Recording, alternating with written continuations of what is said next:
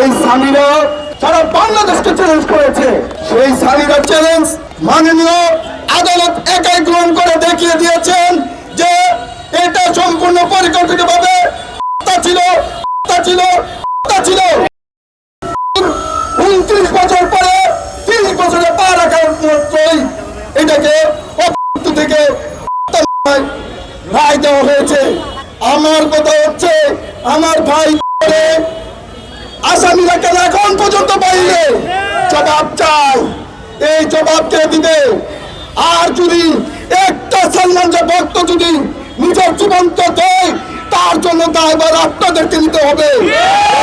বলে দিলাম, আমাদের সালমান শাহ ভাইয়াকে ভালোবেসে 41 জন ভক্ত জীবন দিয়েছে।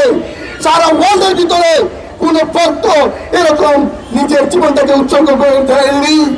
এখনো সময় আছে, সুষ্ঠু তদন্তের মাধ্যমে অতি বিলম্বে আসামিদেরকে গ্রেফতার করে দৃষ্টান্তমূলক শাস্তি দেওয়া হোক।